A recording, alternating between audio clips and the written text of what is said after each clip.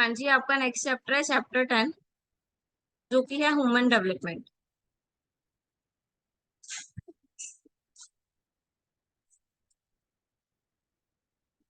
हाँ।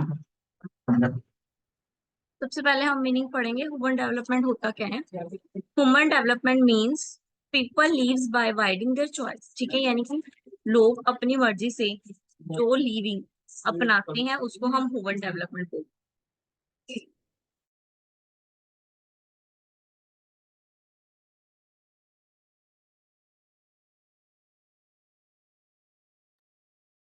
ठीक है, through investing the people in term of education, health, safety and so on, this discipline attempts to build human capability.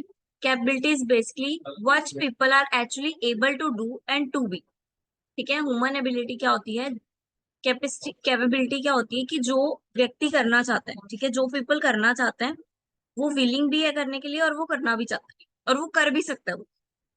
ठीक है, वो उसकी कैपेबिलिटी। ठीक है, equality, sustainability, productivity and empowerment are the four pillar of human development. ठीक है, ये चार जो है ह्यूमन डेवलपमेंट के पिलर्स हैं। This approach emphasizes the beliefs that though economic growth is essential, its quality and distribution determine the extent to which it enrich people lives in a sustainable manner. The attempt is to create an environment in which people can enjoy long, healthy, and creative life. The idea of human development is also linked with the concept of right, liberty, and justice. हाँ जी, human development क्या होता है, human and development दो अलग अलग concept है। आप ह्यूमन को अलग लो, डेवलपमेंट को अलग लो, बाद में उनको जोड़ो। Human means man, people. ठीक है, डेवलपमेंट मीन्स जो भी उसकी ग्रोथ हो रही है। ठीक है, पहले ह्यूमन क्या था, पहले वो बंदर था। ठीक है, फिर डेवलपमेंट हुई और डेवलपमेंट हुई, वो क्या हो गया, इंसान बन गया। यही बोलते हैं ना, यही मानते हैं ना सब। तो वो क्या है, वो ह्यूमन डेवलपमेंट है कि कहाँ से लेके हम कहाँ पर पहुंच गए। ठीक है, राइट नाउ ह्यूमन डेवलपमेंट क्या हो गई, उनकी राइट्स, ह्यूमन के क्या राइट्स हैं, ह्यूमन को कितनी फ्रीडम है और ह्यूमन को कितनी जस्टिस यानी कि न्याय के अधिकार है। That is human development. Human की डेवलपमेंट, ह्यूमन की अप्रोच इतनी बढ़ गई है कि उसके पास राइट्स के भी हैं, एबिलिटी, उसके पास लिबर्टी भी है और उसके पास जस्टिस भी है।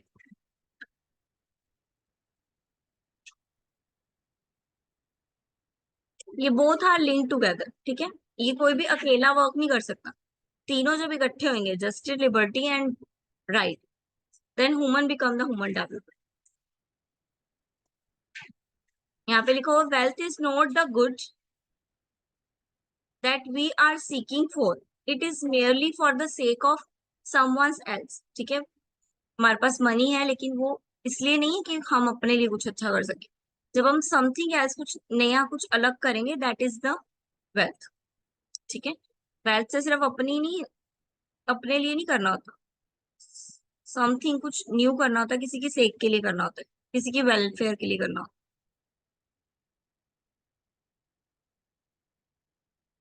The expansion of human capability, widening of choice, enhancement of freedom, fulfilment of human rights. ठीक है, ये फोर कंसेप्ट, ये फोर एक्सेप्टेंस है ह्यूमन डेवलपमेंट में। यानी कि ये चार चीजें तो होती ही होती हैं। ह्यूमन के पास कैपेबिलिटी होती है, ठीक है, उसके पास चॉइस होती है, उसके पास फ्रीडम होती है, उसके पास राइट होती है। Then approaches to human development, चार इसकी अप्रोच हैं जो हमने ऊपर पढ़ी थी, जिसको four pillars of human development बोलते हैं। That is important concept. First है equity, second efficiency and productivity, third empowerment जिसको पार्टिसिपेशन भी बोलते हैं, फोर्थ इज सस्टेनेबिलिटी।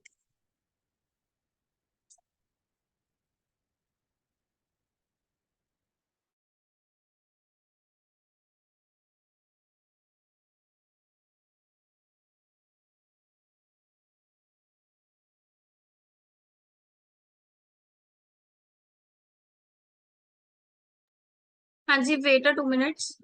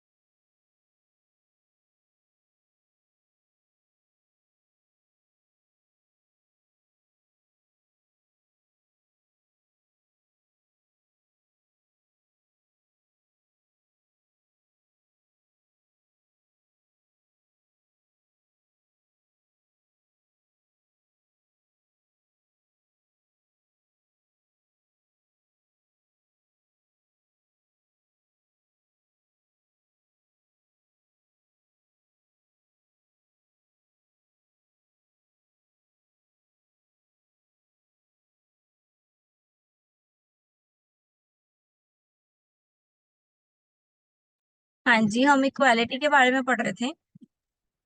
इक्वालिटी क्या है? The principle of equality, the idea of equality where all human beings should have equal rights. ठीक है, equality क्या हुई ये तो क्लियर ही होगा आपको कि इक्वालिटी मीन्स सबके पास इक्वल राइट्स हैं अपने काम को करने के लिए। इक्वल वॉइस है, ठीक है, पॉलिटिकल के लिए इक्वल वॉइस है, जस्टिस के लिए इक्वल, मतलब अनफेयर कुछ भी नहीं है, सबके पास इक्वल अपॉर्चुनिटीज है। यहाँ पे लिखा हो for example, the utility drive from some level of income and investment will vary from different individual, depends upon their personal attributes, initiatives, available to factors which facilitate transformations of input into output। ठीक है, वो क्या बोल रहे हैं, equality तो है लेकिन इक्वालिटी भी किस पे डिपेंड करती है? ह्यूमन के पर्सनल एटीट्यूड्स पे, पर्सनल एप्टीट्यूड से, पर्सनल बिहेवियर से। अगर मान लो मैं इन्वेस्टमेंट सिर्फ 10,000 का कर रही हूँ, ठीक है, कोई और पर्सन इन्वेस्टमेंट 20,000 का कर रहा है, तो उसको जो इंटरेस्ट, रेट ऑफ इंटरेस्ट मिलेगा वो हाई मिलेगा ना, और जो मुझे रेट ऑफ इंटरेस्ट मिलेगा वो अकॉर्डिंग टू 10,000 होएगा। क्लियर है? तो इसमें हम ये नहीं बोल सकते कि ये अनइक्वल हो गया। ये अनइक्वल क्यों है? क्योंकि पर्सनल एट्रीब्यूट्स है, उसने जितना कंट्रीब्यूट किया उसको उतना मिलेगा, हमने जितना कंट्रीब्यूट किया हमें उतना मिलेगा। ठीक है, इक्वालिटी का एम है इक्वालिटी होना इन एजुकेशन, हेल्थ, ठीक है, एम्प्लॉयमेंट अपॉर्चुनिटीज में इक्वालिटी होना। देन नेक्स्ट आ गया प्रोडक्टिविटी और इफिशियंसी। इफिशियंसी क्या है? Reaching goal through the optimum use of human material and institutional resources to maximize opportunities for individual and community। ठीक है, इफिशियंसी क्या हुआ? किसी काम को करने की क्षमता। ठीक है, जब हम कोई काम कर रहे हैं उसको हम कितने अच्छे से परफॉर्म कर पा रहे, वो हमारी इफिशियंसी होगी और वही हमारी प्रोडक्टिविटी होगी। ठीक है, जब हम वर्कर्स हैं जो वर्क परफॉर्म करते हैं, बिजनेस यूजफुल और बिजनेस वर्कफुल कब होता है? जब जो वर्कर्स होंगे वो प्रॉपरली वर्क करेंगे, प्रॉपर यूटिलाइजेशन ऑफ रिसोर्सेज करेंगे, तभी जो बिजनेस है वो प्रॉफिट अर्न करेगा। ठीक है, अगर हमारे वर्कर्स या हम लोग as a labour, as a employees अपना काम प्रॉपरली ना करें, ठीक है, जो रिसोर्सेज है उसको यूज ना करें अच्छे से, ठीक है, वेस्टेज ज्यादा करें, टाइम वेस्ट करें, तो इससे क्या होगा? इफिशियंसी कम होगी। किसकी? हमारी, क्योंकि हम ह्यूमन है ना, तो हमारी डेवलपमेंट की इफिशियंसी कम होगी। बिजनेस पे तो जो इफेक्ट पड़ेगा वो पड़ेगा ही, लेकिन हमारी खुद की इफिशियंसी भी कम होगी इससे। Then participation and empowerment. Participation and engagement in social and political life is an important aspect of human development. People participation is crucial in community programs and government initiatives.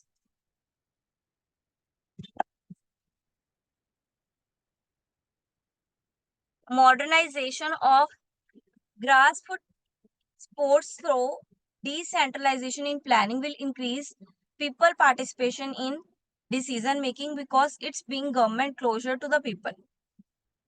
ठीक है, पार्टिसिपेशन इन पावरमेंट क्या हुआ? जब हम workers को या लोगों को पार्टिसिपेट करने का मौका देंगे, ठीक है, उनको हम डिसीजंस लेने में, वर्क करने में हेल्प करेंगे। ठीक है, एक सेंट्रलाइज होता है, एक डिसेंट्रलाइज होता है। इन ऑर्गेनाइजेशन दो फैक्टर्स होते हैं, एक सेंट्रलाइज, एक डिसेंट्रलाइज। सेंट्रलाइज क्या होता है कि सारी पावर और सारा कंसेप्ट, सारा डिसीजन मेकिंग की जो पावर है वो किसके पास है? वो टॉप मैनेजमेंट के पास है। यानी कि एक सेंट्रलाइज है, एक जगह पे रुकी हुई है सारी पावर। ठीक है, सेंटर, सेंटर यानी कि एक जगह पे सारी पावर रुकी हुई है, दैट इज टॉप मैनेजमेंट। यानी कि सारे डिसीजन जो होंगे वो कौन लेगा? टॉप मैनेजमेंट लेगी। फिर वो डिसीजन को कम्युनिकेट किया जाएगा एम्प्लॉयज के पास और वो सिर्फ परफॉर्म करेंगे, वो डिसीजन लेने में हेल्प नहीं करेंगे। और डिसेंट्रलाइज क्या होता है? सेंट्रलाइज का ऑपोजिट, यानी कि सारे डिसीजन मेकिंग की पावर या ऑल पावर डिस्ट्रीब्यूट कर दी गई है। यानी कि सब एम्प्लॉयज को, टॉप लेवल हो, मिडिल लेवल हो, लोअर लेवल हो, सबको मौका दिया जा रहा है कि वो पार्टिसिपेट करें। ठीक है, और अपने डिसीजंस लें, अपने डिसीजन नहीं, एटलीस्ट डिसीजन में हेल्प करें, जो डिसीजन लिए जा रहे हैं उसमें हेल्प करें। इज इट राइट और रॉन्ग, वो अग्री है इस डिसीजन को लेने के लिए या नहीं। ठीक है, पार्टिसिपेशन जब हम सोशली भी या पॉलिटिकली भी इंडल्ज करते हैं अपने आप को, फॉर एग्जांपल वोटिंग, ठीक है, जब हम गवर्नमेंट के लिए वोटिंग करते हैं, अपनी सरकार चुनते हैं, that is participation, that is empowerment, ठीक है।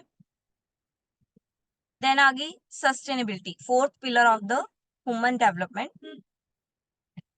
Human development question the long-term sustainability of economic growth and aim to ensure that resources are utilized in a manner that meet present-day human needs while preserving the environment so that the need of future generation can also be met with, ठीक है। Hence, use of resources without degrading the environment is essential to ensure that the improvement made are not temporary in nature and have the potential for the future growth as well.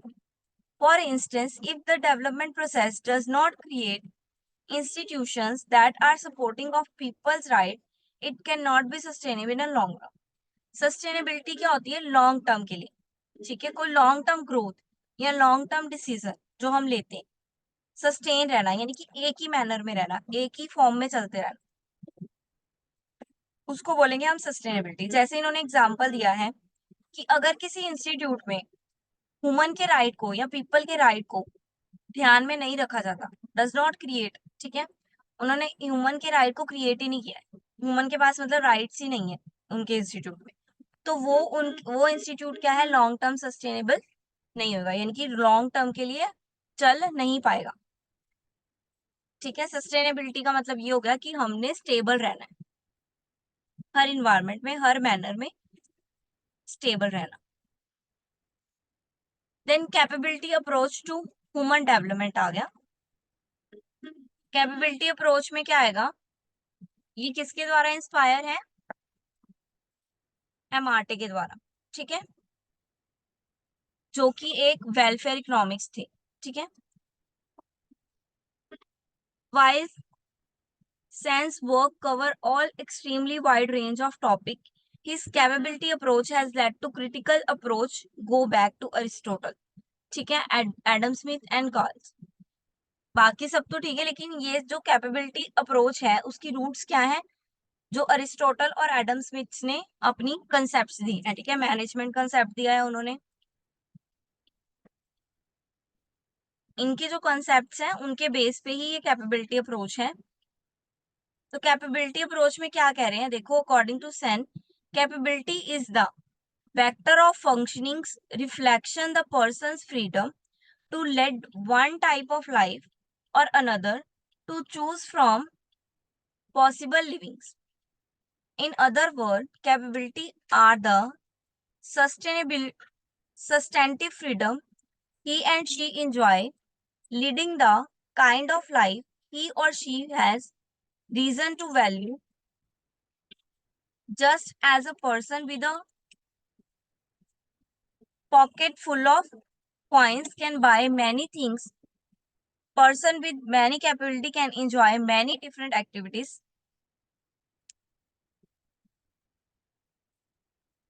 ठीक है, capability क्या होती है, आपसे अगर मैं पूछूं what is capability आपके अकॉर्डिंग, हाँ जी, आपके अकॉर्डिंग कैपेबिलिटी क्या है?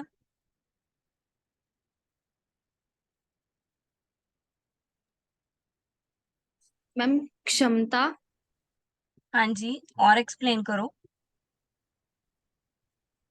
कि हम किसी काम को करने के लिए कितने कैपेबल है, हम कितने अच्छे तरीके से उस काम को कर सकते हैं।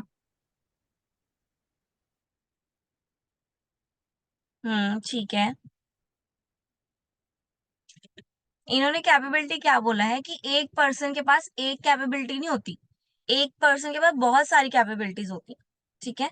अब लाइक आप हाउसवाइफ ही देख लो, ज्यादा दूर नहीं जाते हैं, हम हाउसवाइफ ही देख लेते हैं, उनके पास क्या क्या कैपेबिलिटीज होती हैं, they can perform their work as well, very well, ठीक है, वो बच्चों को भी संभाल लेती हैं, घर को भी संभाल लेती हैं, सबका खाना भी बना लेती हैं, ठीक है, घर का सारा काम भी कर लेती हैं, और जो हाउसवाइफ बाहर वर्क करती हैं, they can manage their work as well, ठीक है। तो ये सब कैसे करती हैं वो, कैपेबिलिटी, उनके पास वो कैपेबल है वो सब करने के लिए।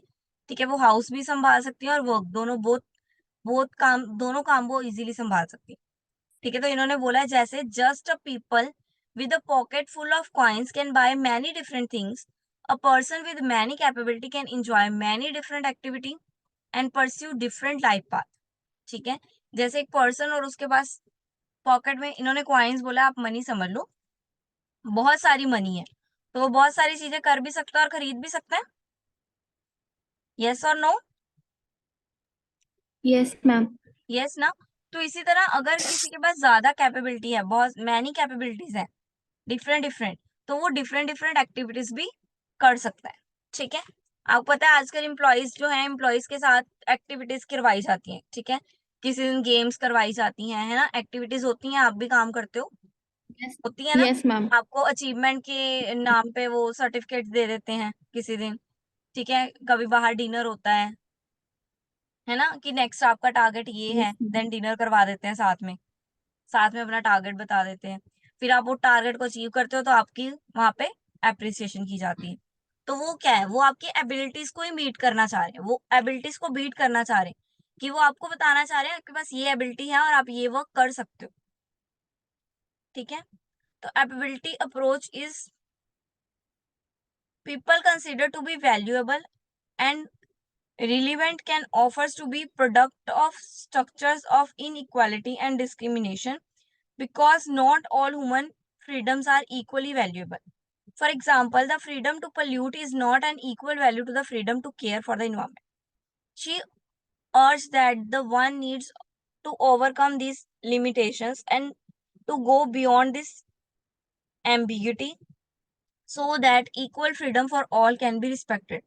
In this contest, she will propose a list of 10 critical human capability which constitute the evaluation space for people. ठीक है, वो बोल रहे हैं कि कैपेबिलिटी तो ठीक है, अब किसी के पास कैपेबिलिटी है कि वो कंट्री को पोल्यूट कर सकता है, इज इट गुड और not? Ma'am, not good. Not good ना? तो इट मीन्स हमारी कैपेबिलिटी, हमारी फ्रीडम, हमारी वैल्यूज पे डिपेंड करती है। ठीक है, अगर हमारी वैल्यूज ये है कि हमने इन्वायरमेंट को प्योर रखना है, तो वो कैपेबिलिटी हमारी बेटर परफॉर्म कर पाएगी रदर देन की पोल्यूट द इन्वायरमेंट।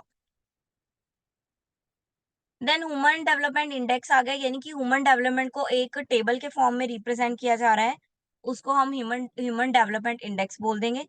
ठीक है, समरी है एवरेज अचीवमेंट की। ठीक है, जो भी डिमेंशंस बनाई जाएंगी, डिमेंशन यानी कि पार्ट, ठीक है, कैसे कैसे ह्यूमन वर्क करता है वो सब दिखाया जा रहा है। तो फर्स्ट देखो, dimensions, long and healthy life, knowledge, a decent standard of life. Indicators क्या है, life expectancy at birth, expected year of schooling, GNI per capita, gross national income per capita. Dimension index क्या है, life expectancy index, education index, GNI index, human index. हाँ जी, human जो है 3 dimensions पे base करता है इंडेक्स। फर्स्ट कौन सा है, हेल्थी और लॉन्ग लाइफ।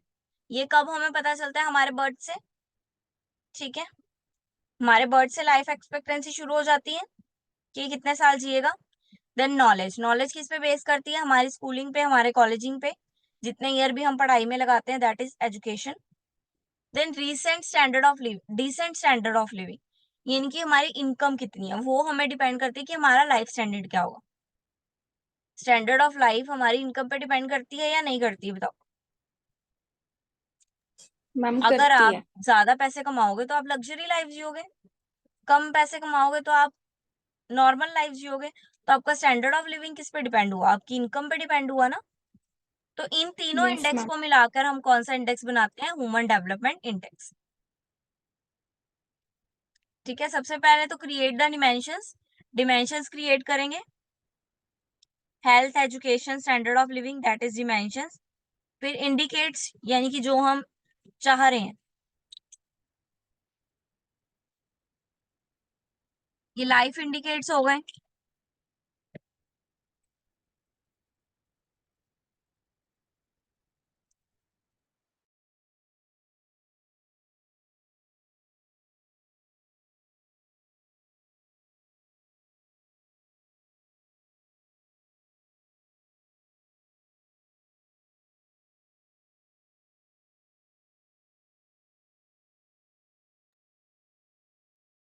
ठीक है, ये इन्होंने एग्जांपल दी हुई है मिनिमम मैक्सिमम, ठीक है। एक्सपर्ट एंड स्कूल 18 ईयर लगाती हैं, ठीक है। देन 15 ईयर, ग्रॉस इनकम कितनी हो सकती है, ये सब एक्सपेक्टेंसी है, ठीक है। तो डिमेंशन कैसे निकलेगी, डिमेंशन इंडेक्स कैसे निकलेगा, actual value minus minimum value, maximum value minus minimum value. Actual में यानी कि जो हम आ गई है, जो एक्चुअल वैल्यू आ रही है वो, यानी कि हमने एक्सपेक्टेंसी रखी थी 85 ईयर जो लाइफ है वो है, लेकिन अगर कोई 60 या 70 में डेथ हो गई किसी की, तो उसकी एक्चुअल वैल्यू कितनी हुई, दैट इज 70, ठीक है। मिनिमम हमने 0 रखी थी, मैक्सिमम हमने 85 रखी थी, फिर मिनिमम हमने 0 रखी, ठीक है। ऐसे करके ये इंडेक्स निकलेगा। Then aggregate the dimension index, first step पता चल गया, डिमेंशन इंडेक्स निकालना है, क्रिएट करना है, ये क्रिएट कर लिया हमने। देन एग्रीगेट निकालेंगे,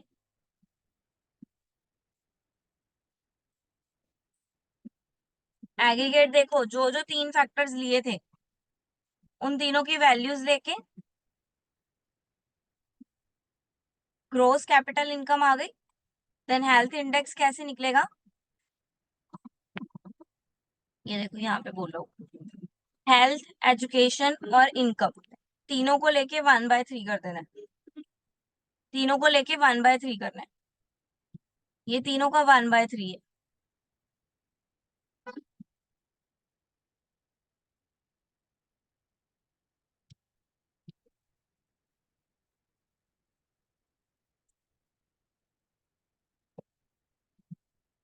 देन ये मैथडोलॉजीज है उसके पीछे एक्सप्लेन करें, ये जो इंडेक्स है ये मैं आपको क्लियरली एक फॉर्मूले के साथ समझाती हूँ, ठीक है। वो एक फॉर्मूले के साथ समझाऊंगी, मतलब एक एग्जांपल के साथ समझाऊंगी कल। देन ये मेथोडोलॉजी है, मीन्स अलग अलग जो डेवलपमेंट हुई हैं, ठीक है, जो अलग अलग लोग आए हैं, ऑथर्स आए हैं, उन्होंने जो जो ह्यूमन डेवलपमेंट के बारे में बोला है वो सब है ये, ठीक है। इनके नाम चेंज हुए हैं, डेवलपमेंट से कभी रिपोर्टिंग, इसमें जो ऑफिसर्स वर्क करते हैं वो आ गया। देन अदर कंसेप्ट आ गए इसके ह्यूमन डेवलपमेंट के,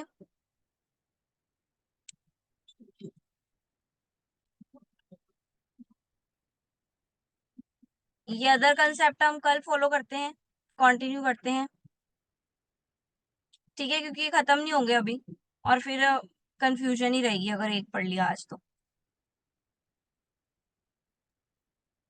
ओके मैम। ठीक है, इकट्ठे पढ़ेंगे तो आपको इजीली आप एक दूसरे से मतलब मिला पाओगे, कंपेयर कर पाओगे, ठीक है, इसलिए इकट्ठे ही पढ़ेंगे सारे कंसेप्ट। Yes ma'am. ओके।